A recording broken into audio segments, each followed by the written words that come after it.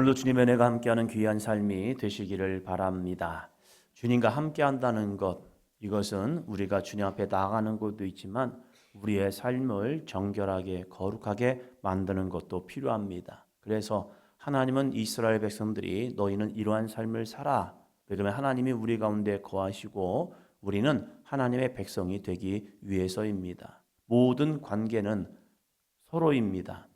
하나님이 우리의 하나님, 우리는 하나님의 거룩한 백성. 그럴 때에 이 관계가 아름다운 관계가 됩니다. 그러나 이것을 깨버리는 순간 더 이상 하나님은 이스라엘 하나님이 되지 않을 수 있습니다. 그러면 이스라엘은 자기들이 이스라엘 백성이라는 이름은 가졌지만 하나님이 그들을 떠나는 순간 그들은 세상에서 가장 연약하고 부족한 존재밖에 되지 못합니다. 이것이 이스라엘 사람들의 역사이기도 합니다.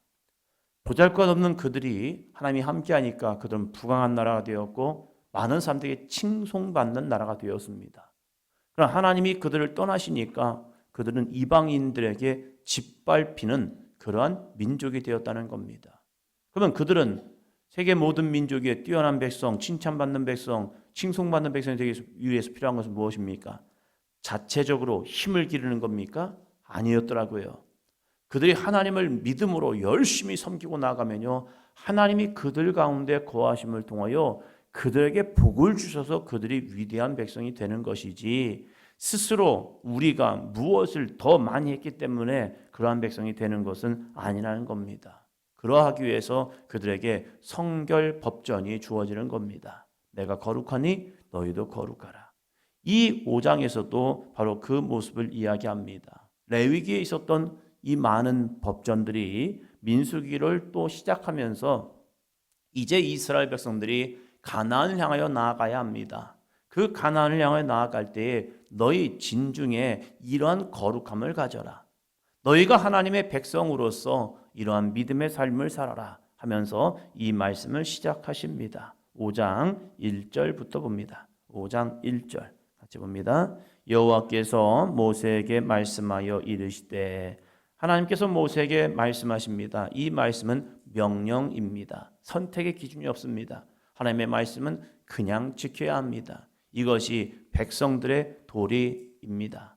우리도 대한민국 백성으로서 지켜야 할 것이 있습니다. 해야 할 것들이 있습니다. 그렇지 않으면 안 됩니다. 이 대한민국 백성은요, 자유민주주의를 고집하고 그 믿음, 그 속에서 우리는 북한과의 관계 속에서 해야 할 이 경계선이 있습니다. 대한민국 백성이 북한을 칭송하거나 독재 정권을 인정하면 안 됩니다. 그네들은 잘못된 삶이요, 잘못된 사상을 가지고 있습니다. 그래서 우리들이 주체 사상을 얘기하면 그 사람은 대한민국 백성으로서 옳지 않습니다. 왜? 그들은 우리를 적대시하고 있기 때문에. 우리 대한민국 백성으로서 또 지켜야 할 모습들이 있죠.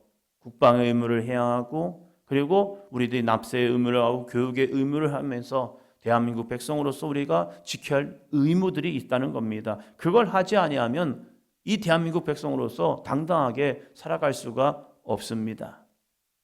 여호와께서 모세에게 말씀하신 것은 세상 많은 족속들에게 하신 게 아닙니다. 이스라엘 백성에게 하시는 말씀이라는 거예요. 그러면 이스라엘 백성은 그 말씀에 순종하며 살아갈 때에 그들은 하나님의 백성이 됩니다. 2절 봅니다. 2절. 이스라엘 자손에게 명령하여 모든 나병 환자와 유출증이 있는 자와 주검으로 부정하게 된 자를 다 진영 밖으로 내보내되. 아멘. 이스라엘 자손이 이러한 거룩은 무엇이냐? 모든 나병 환자, 유출증이 있는 자, 주검으로 부정되게 된 자 다 진영 밖으로 내보내되. 이것은 누가 얘기하지 않으면 모릅니다. 가족들이, 우리 가족 중에 이 사람이 나병이 걸렸어요. 유출증이 있어요. 주검으로 죽은 것을 만짐을 통하여 부정하게 되었습니다. 이것은 스스로 고백해야 합니다. 그렇지 않으면 어느 정도 일정 기간은 잘 숨길 수가 있습니다. 스스로 자기의 허물을 내어놓고 자기의 문제를 내어놓고 자기의 이러한 질병들을 내어놓고 고백을 하는 겁니다. 그러면 어떻게 됩니까? 진영 밖으로 내보내되. 사랑하는 가족들과 떨어져서 지낼 수밖에 없습니다. 이러한 질문할 수 있겠죠. 언제까지요? 모릅니다.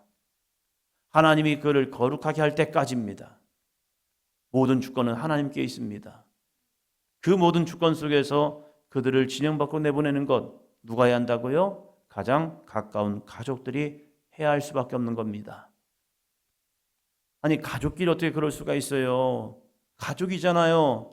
내 가족 중에 한 사람이 나병이 걸렸습니다. 유출병이 걸렸습니다. 그러면 가슴 아프죠? 해야 합니다. 왜요? 그 이유가 무엇입니까? 3절 볼까요? 남녀를 막론하고 다 진영 밖으로 내보내어 그들이 진영을 더럽히지 하지 말라. 내가 그 진영 가운데 거하느니라 하시매. 그 진영을 더럽히지 말아야 할 것, 이러한 부정한 모습으로 부정한 삶으로 이들이 진영 안에 거함을 통하여 진영이 더러워지면 문제가 된다는 겁니다. 그 문제가 무엇입니까? 다른 문제가 아니에요. 첫 번째 가장 큰 문제는요, 내가 진영 가운데 거하느니라. 하나님이 이 진영 가운데 거하시기 때문에 이 진영은 거룩해야 합니다. 우리들 안에 있는 죄, 자녀들이 가지고 있는 죄, 우리 가족이 갖고 있는 죄, 그 죄를 우리는 주님 앞에 내어놓고 기도해야 합니다. 에이 그럴 수도 있겠지. 아닙니다. 하나님이 거하시는 가정이 되기 위해서 우리는 끊임없이 기도해야 합니다. 주여 이 가정에 주님께서 왕이 되어 주시옵소서.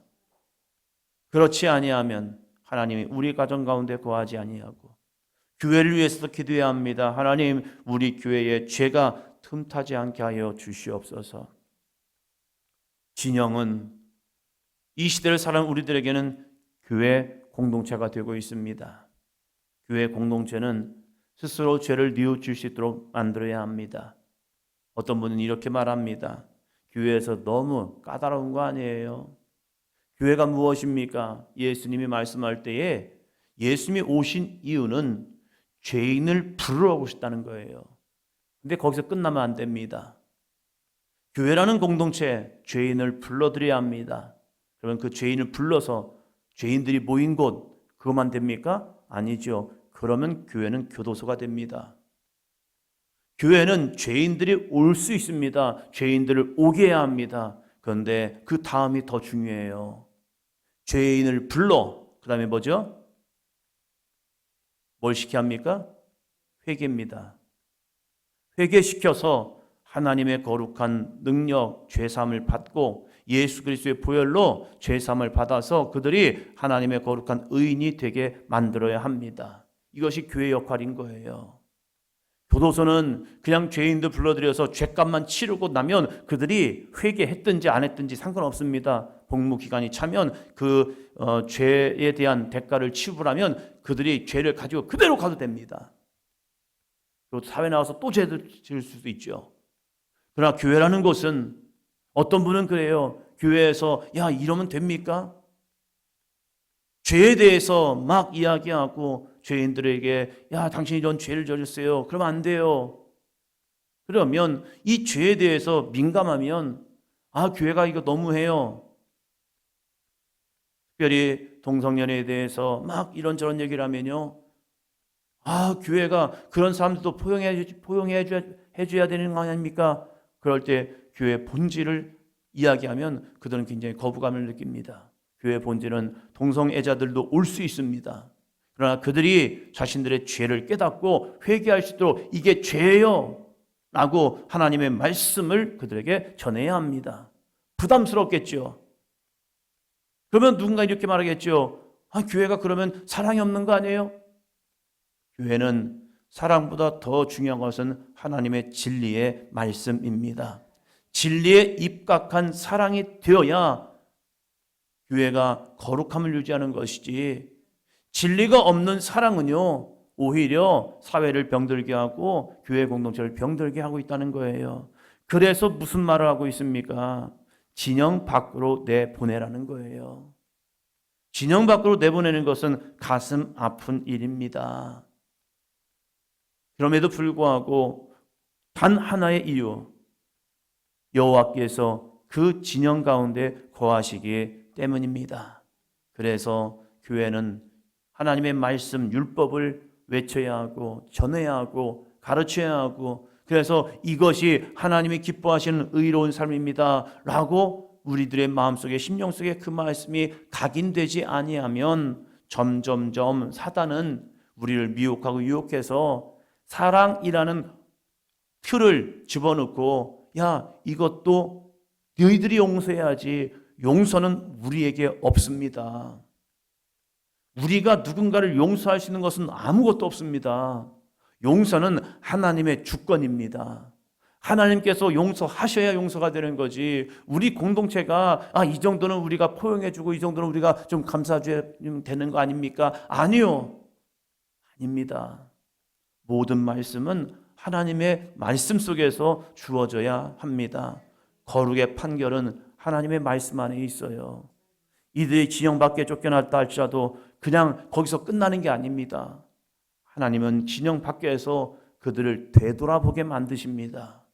사랑하는 가족들을 못 만나고 떨어져 있음을 통하여서, 그들이 고독함의 고함을 통하여서, 외로운 가운데 고함을 통하여서 그들이 해야 할 것은 하나님을 찾는 겁니다.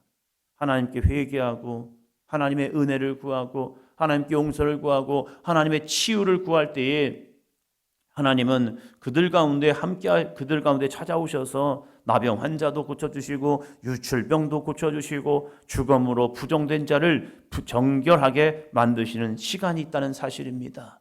그리고 나면 그들은 다시 진영으로 돌아올 수가 있다는 거예요. 교회 공동체는 분명합니다. 회개한 자들이 주님 앞에 나와 은혜를 누려야 합니다. 그래서 우리는 교회를 올 때마다 늘 예수 그리스도의 보혈의 피를 힘입어 나오는 거죠. 교회를 오면서 십자가를 바라보면서, 주님, 십자가의 보혈이 나를 정결케 합니다. 오늘도 내가 주님 앞에 나아갑니다. 주님을 의지합니다. 주의 보혈로 머리부터 발까지 씻어주셔서 우리를 거룩하게 하여 주시옵소서.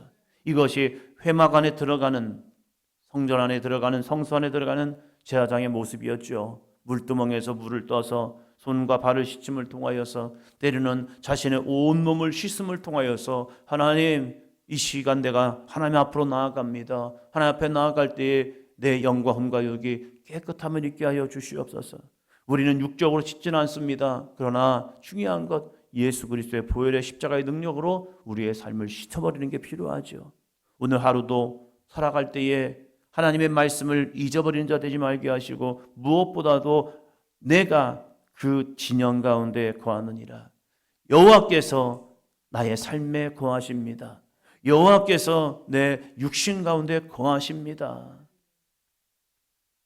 여호와께서 우리의 가정 가운데 거하길 원하십니다.